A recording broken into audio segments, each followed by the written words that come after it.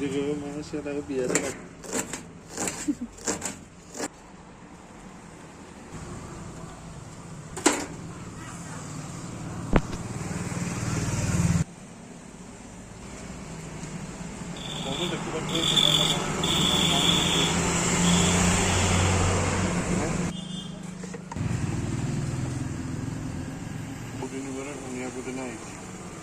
ଧନିଆ ପୁଦିନା ତରକାରୀଟା ପୁରା ରେଡି ଅଛି।